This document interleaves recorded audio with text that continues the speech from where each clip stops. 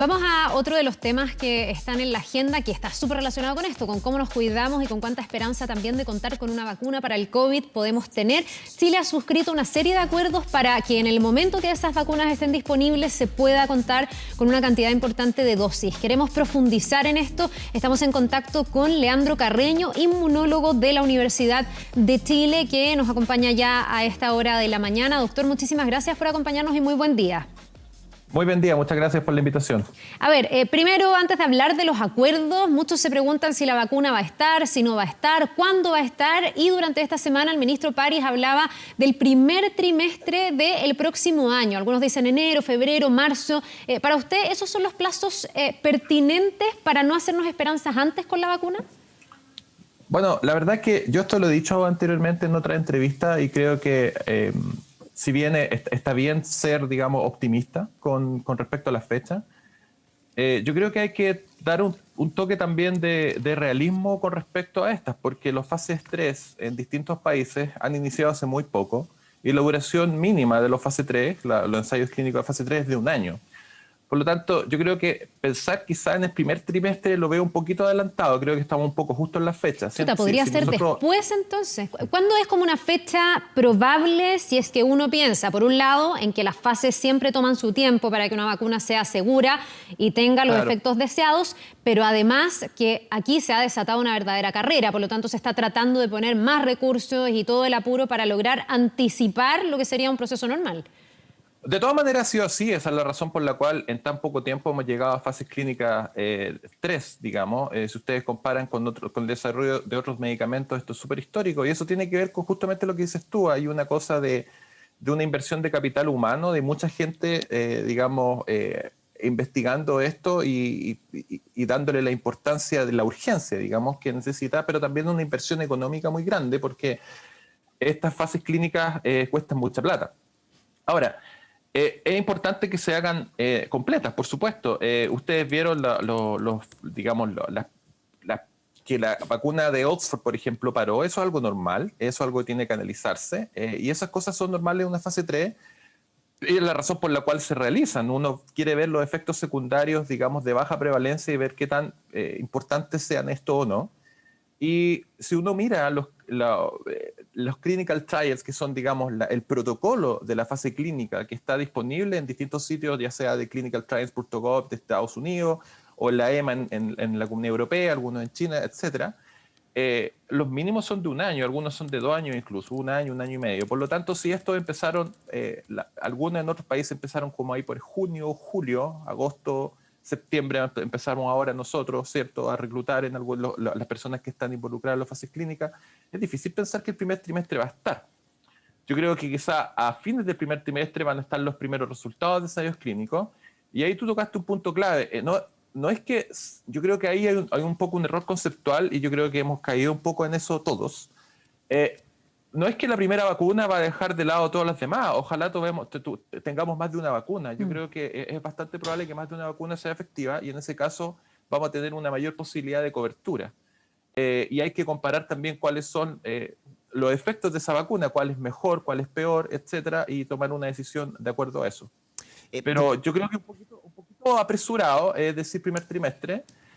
Yo creo que nadie tiene una bola de cristal, porque puesto que no resulte, ojalá que resulte. Yo tengo toda digamos, la fe y también mi conocimiento científico, digamos, puesto en que es bastante probable que por lo menos un par de estas vacunas sea efectiva.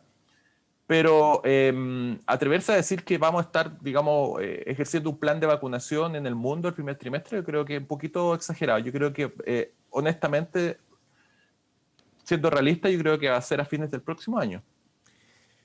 Ojalá sea mucho antes, dice mucho doctora, pero me gusta el realismo que usted le da a esto. Lo que pasa es que, sí, mira, yo entiendo eso, y a mí también, ojalá que sea antes. Y de hecho yo ahora estaba escuchando atentamente a la ministra de Transporte hablar de relajar las medidas, ¿no? De no relajarlas, y bueno, no se equivoca, porque lo que pasa es que uno ve eso, uno ve que las personas, uno mismo, empiezan un poco a relajar las medidas porque es difícil mantener las medidas sanitarias, digamos, distanciamiento social, la mascarilla, etcétera, por tanto tiempo, y también empiezan a aparecer teorías por grupos irresponsables que hablan de conspiración, de que la mascarilla causa hipoxia. Entonces tengo que luchar constantemente contra esos grupos. Uno entra en una entrevista y se llena de comentarios de gente ignorante que dice esas cosas, digamos, y que asocia que una pandemia está controlada por un organismo conspiratorio, etcétera. Yo dejo de lado todas esas cosas. Yo no creo, o sea, yo no voy a decir acá que quizás no hay grandes conspiraciones en el planeta y en los países y en los gobiernos, pero estamos hablando de un virus que hemos sido capaces de secuenciar, que sabemos que produce síntomas, sabemos exactamente qué es lo que ocurre y tenemos que ser súper responsables, doctor, en mantener las medidas hasta que una vacuna sea disponible. Y eso no va a ser en el corto plazo. Así es. Y me gusta el realismo. Yo lo acotaba hace poco rato a propósito de lo que usted dice. Pero también creo que es importante pensar que se ha avanzado harto en el último rato. En menos de un año hemos tenido avances importantes respecto a lo que ha pasado con las diferentes vacunas. Y usted hablaba de lo complejo que puede ser esto para que efectivamente llegue una vacuna y empecemos a generar la inmunidad necesaria. ¿Qué es lo más complejo en esta última etapa? Porque falta la tercera, ¿cierto? Pero ¿qué es lo más complejo? Claro. ¿La eficacia? ¿Saber la eficacia de la vacuna o la inmunidad? ¿De cuánto tiempo puede durar? Mira, la inmunidad de cuánto tiempo puede durar, eso es difícil saberlo ahora a corto plazo, digamos. De hecho, esa es la misma razón por la cual tampoco estamos tan seguros de que cómo es la inmunidad natural de la infección. Sabemos que se han hecho muchos estudios al respecto y sabemos que hay un grupo bastante mayoritario de la población que desarrolla inmunidad, pero no es de largo plazo, al parecer. Pero tenemos que esperar muchos años para poder saber una respuesta a eso, porque no es un marcador que nos diga, mira, esto va a durar 20 años. Ahora, en la fase 1 lo que se ve es la seguridad de la vacuna. En la fase 2 lo que se ve es la seguridad en un grupo un poco más grande, pero también la respuesta inmune que causa. Quiere decir, cuántos anticuerpos tengo, de qué calidad esos anticuerpos son, las cantidades de células T, que también son importantes para la infección, digamos, la inmunidad celular y la inmunidad humoral.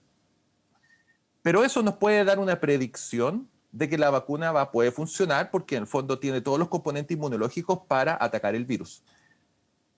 Pero definitivamente tenemos que probar la eficacia, y esa eficacia es tomando la vacuna en un grupo grande, mucho más grande, ¿cierto?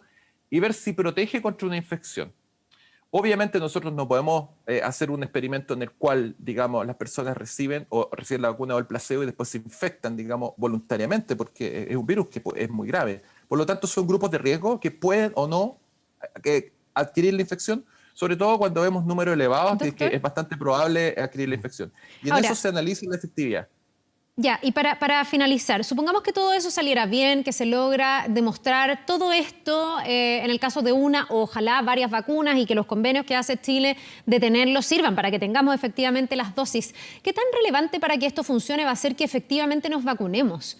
¿Cuál es el umbral que se requiere de gente vacunada para que haya esta inmunidad de rebaño y nos podamos sentir, no sé, seguros andando en el metro, seguros mandando a los niños al colegio, seguros en nuestra vida cotidiana, que al final es el gran desafío en esta pandemia?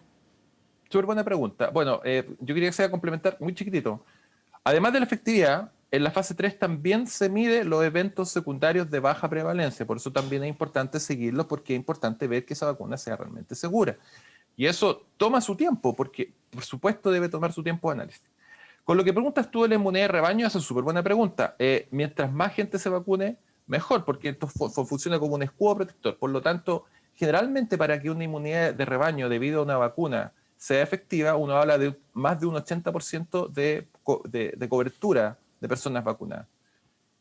Yo me imagino, y esto es una cosa de salud pública y yo no voy a opinar al respecto, escapa a mis capacidades, que la vacuna va seguramente a haber plan de vacunación centrado en grupos de riesgo, pero como inmunólogo, en el fondo todo el mundo debería vacunarse.